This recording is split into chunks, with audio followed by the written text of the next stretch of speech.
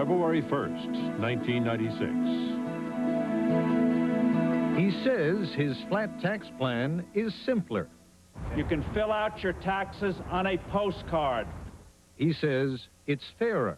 No tax on pensions, no tax on Social Security, no tax on personal savings, no tax on capital gains, no tax on inheritances. He says it's cheaper. You will come out ahead with a flat tax. Just do the arithmetic. He says it's good for America. This is the way to start to get America moving ahead. Tonight, the Forbes tax plan. Is it all, some, or none of the above?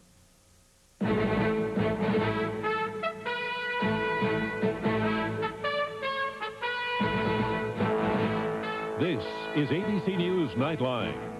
Reporting from Washington, Ted Koppel. Many years ago, when I was young and covering the war in Southeast Asia for ABC News, my wife and children lived in Hong Kong.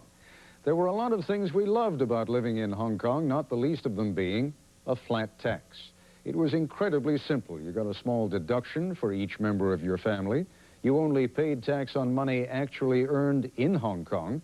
And since I was working mostly in Vietnam, Laos, and Cambodia, all of those months of income did not count. And then, basically, it was a 10% flat tax. It was easy, it was cheap, it was wonderful.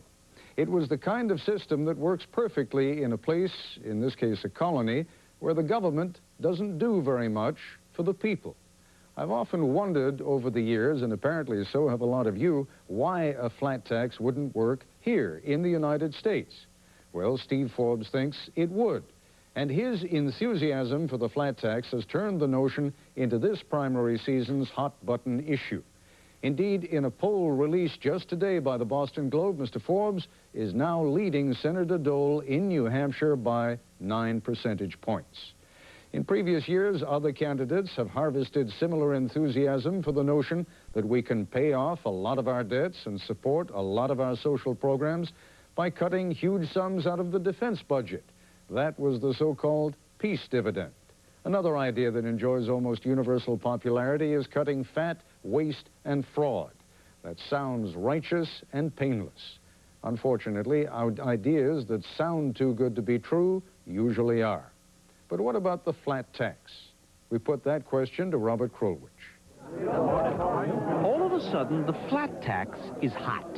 We must start with a flat tax.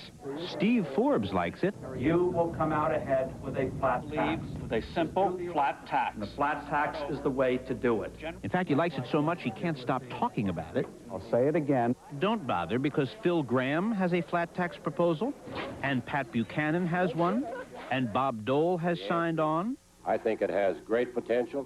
Same with Newt and with Jack Kemp. Flat tax. And as of last week, almost half of you liked it too. 45% of Americans surveyed said they would prefer a flat tax to the system we've got now. The Washington politicians are soaking... Why this sudden appeal? Well, Steve Forbes' massive ad campaign must have something to do with it, because while there are lots of different flat taxes, his gets the most attention. We need a flat tax that's a tax cut. And his flat tax, he says incessantly, is fairer than the system we have now, simpler by far, lowers your taxes, and is good for the economy. Well, if it's all these things, who wouldn't be for it? Well, that Forbes tax is going right up there with the great pumpkin. It's going to solve every problem that we have, it sounds like, before we get through. Candidate Lamar Alexander's, well, skeptical of Mr. Forbes' tax, so in that spirit, why don't we take a closer look at all four of his claims? Is the Forbes tax fairer? Well, under the progressive tax system that we have now, the richer you are, the more taxes you're supposed to pay. But there's a suspicion that the richer you are, the better your accountant. And people have the impression that rich people pay less tax than the rest of us. In fact, they can take advantage of it by building in loopholes and credits and gimmicks. But a flat tax could solve this problem by treating everyone the same. To the extent that they have income that's going to be taxed, it'll be taxed at one rate all the time, whether they have $10 of taxable income or $10 million of taxable income. And all those deductions, And trash it. as Mr. Kemp is demonstrating here, the whole heap of them would be dumped, and with no way to hide their income, the rich will pay their fair share. That is why this is fairer. I agree with a lot of things Steve has to say, except that his flat tax, one implement of it, is nuts. Maury Taylor says he's a walking example of why the Forbes tax is unfair. Taylor is running against Forbes for president, and to finance his campaign, he cashed in $15 million of stock in his own company, Titan Wheel. Under the Forbes plan, profits on stock are not taxed. So, says Maury, It would have me paying no tax on $15 million of capital gains. no tax? Yeah. See, Steve, what Forbes is saying is all income should be taxed once, so that Maury's income was taxed when his tire company paid taxes. Now, when he cashes in, he doesn't pay tax a second time under the Forbes plan. But it doesn't seem fair that while Maury pays zero tax on his $15 million, his employees, because they're not getting stock, they're on a salary, they pay a 17% tax on their money. But that's what happens when you eliminate capital gains. Would these employees still be smiling when they figure this out? That's wrong. It's wrong in America. It's tough to explain. Let's move on to the second claim, that the Forbes flat tax is simpler. We can get the flat tax, and when we do, you can fill out your taxes on a postcard. That's not a bad thing. Maybe you could do your taxes in 15 minutes under the Forbes plan, but let's not overdo this, says the accounting professor. What if your life isn't simple? Most people have questions. They have questions. That's why everyone calls the IRS. Most people have more than one job, possibly over withholding, possibly dependents. Is it my dependent or my former husband's dependent? And those questions don't go away with the postcard system. That's right. What is more, some of the deductions Mr. Forbes would kill may be deductions you love. Very simple. People like taxes where they think they'll pay less, and they don't like tax situations where they think they'll pay more. If you tell them you're going to have a flat tax rate of 17%, that sounds like less, so they like it. If you tell them they're going to lose their mortgage deduction, state and local tax deduction, they don't like it. That sounds like more tax. Which brings us to our third claim. Will the Forbes tax lower your taxes? Under my flat tax, millions of people would be removed from the tax rolls. All individuals would come out ahead. Did he say all individuals? All individuals would come out ahead. He did. The flat tax will enable all Americans to save. That's how we get the low rates and the generous exemptions. $13,000 for each individual, $5,000 for each child, so that a family of four, for example, would pay no federal income tax on their first $36,000 of income. That family today pays $3,000 a year, roughly, to Uncle Sam. Under the flat tax, they'd pay zero. Sounds wonderful, but then Forbes' tax helps some more than others, especially wealthy families. Still, somebody must lose, and the government could be the big loser. Forbes' tax could cut government revenues by $40 billion a year, or by $180 billion, depending upon who you ask, which means deeper cuts in programs, or if not, the government would borrow the remaining difference, just like it's been doing over the last decade. So up goes the deficit. Exactly. Which means this flat tax does not come without pain, unless, and this brings us to our last claim, the Forbes flat tax will be good for the economy. My friends, I reject the timidity and fatalism of my opponents. Steve Forbes is an old-fashioned kick-up-your-heels optimist. He believes if you don't tax savings, people will save a lot more. If you don't tax investment income, people will invest a lot more, and in the end, the economy will grow a lot more. We believe with all our hearts if the rate were low and single, it would create a doubling of the rate of growth of the U.S. economy. Well, that would be absolutely wonderful if there was a way to do it, but there's no research that would come even close. Even if you went back to the 1950s and 1960s, the golden age of American growth, The U.S. economy never grew at double today's rates for any length of time. History does not bless Steve Forbes' optimism. We have to think more in terms of, would it raise the growth rate by 1 or 2/10 of a percentage point over the next 10 years? That seems to you a reasonable expectation? Yes. What about Steve's 4% or 4.5% or 5%? Ridiculous. So there are two views here. Either Steve Forbes' flat tax is fairer and simpler and will grow the economy and is good for your taxes, or it's not fair, too simple, pie in the sky, and will lower somebody else's taxes more than yours. For Nightline in New York, I'm Robert Krulwich. Thank you. The flat tax just may be, as I suggested earlier, a little too good to be true. But when we come back, we'll talk with two very smart people who claim to understand the pros and the cons of Steve Forbes' proposals. This is ABC News Nightline, brought to you by Lexus.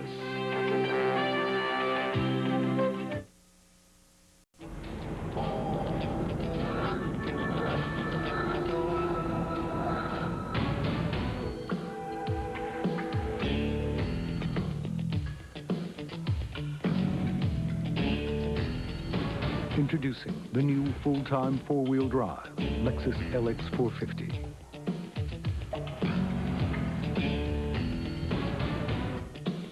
It's everything a Lexus is, and everything a Lexus isn't. Sai, ho finito la mia tesi di laurea. Bravo, nonno. Ho fatto tutte le mie ricerche, circa dalle Indiana University. Sì. La biblioteca della facoltà. L'IBM l'ha digitalizzata. Così con internet avrò accesso alla musica quando vuoi. Sì, sono proprio bei tempi questi.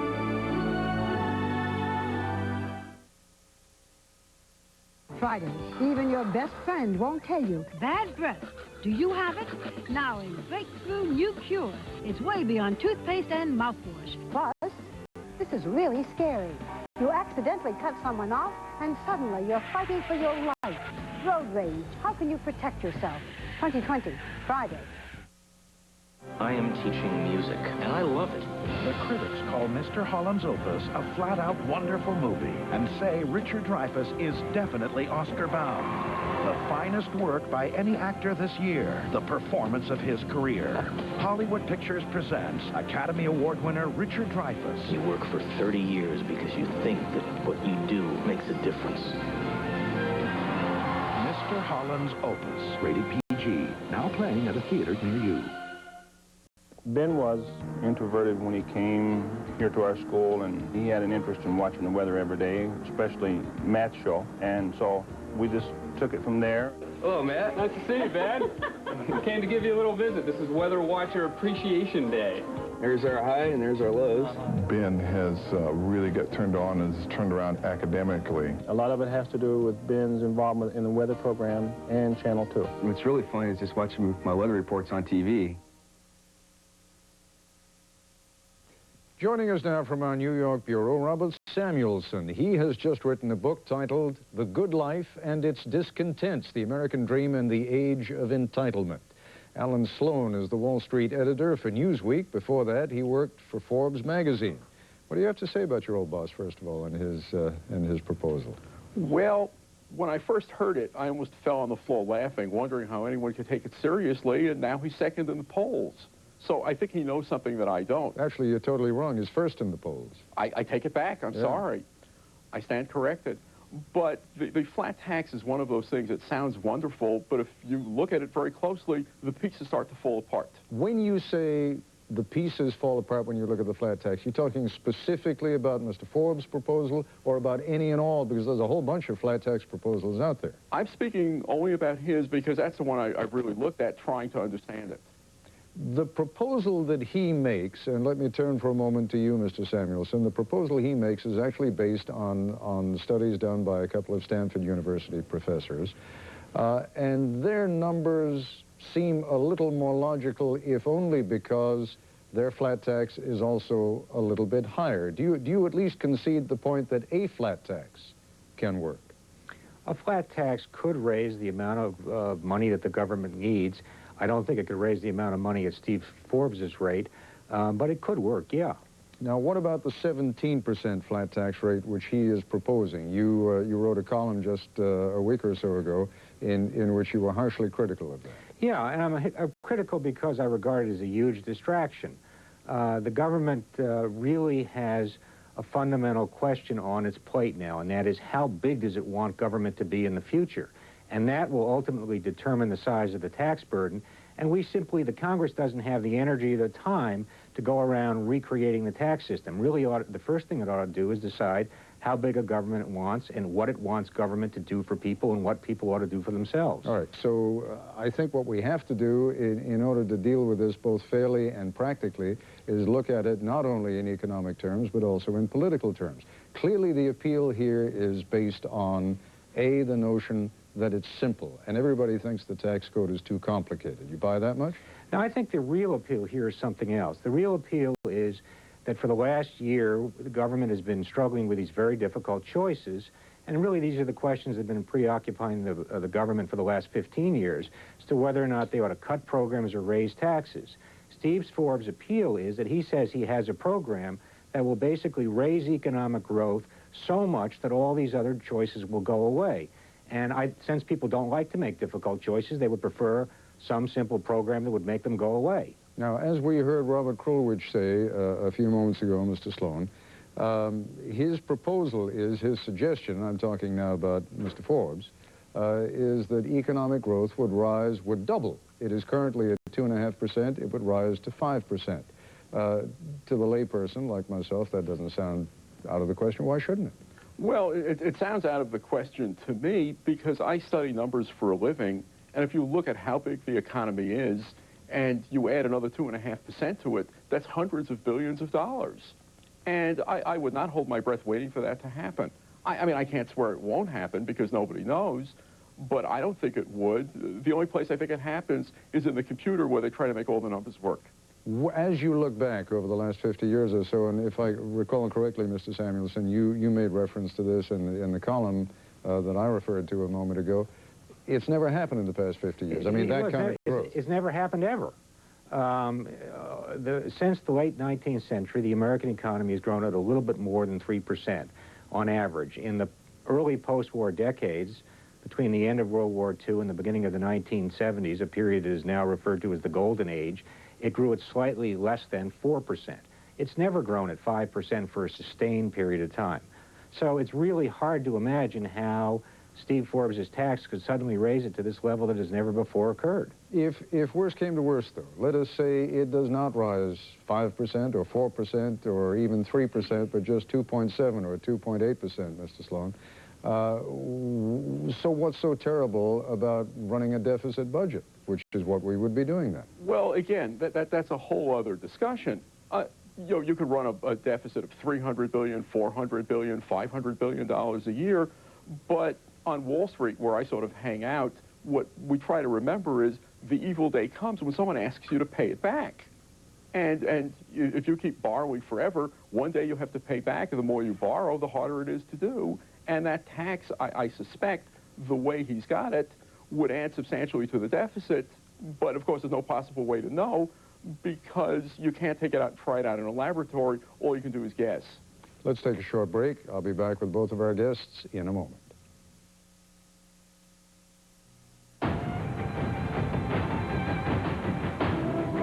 In Asia, in Europe, the Americas, and throughout the world, the same set of principles guides all our actions. And while we have as clients more countries, companies, and individuals, we don't judge ourselves by this fact alone, but how we live up to our principles. We think that makes a difference. The difference is Merrill Lynch. As sure as the sun will rise across America, the families that travel will have one common need: to be safe. That's why so many American families put their trust in Buick LeSabre. In fact, they've made LeSabre the best-selling full-size car in America 4 years in a row. Buick LeSabre, the American family car. Next time, the Christian Coalition's Ralph Reed on the battle for America's Christian vote, plus how to convince your boss to give you a raise. On the next Good Morning America. Utilities and clothes and diapers and everything else is pretty tight. That's our biggest challenge right now. Channel 2 helps me because I don't have a lot of time. I feel like Channel 2 covers a wide variety of issues like health, like money management. Channel 2 has given me a place to turn when there's really nowhere else to turn. Watching Channel 2 has been encouraging to me because it helps me realize that there are other families like me, deals with real issues that affect real people like me. You don't need a mainframe. No software is necessary. Neither are high-priced game cartridges or expensive satellite dishes. Yet it's the hottest interactive battle on television. And the answer is Jeopardy! Jeopardy! Interactive TV in its purest form. Tonight at 7 on KATU Spirit 2.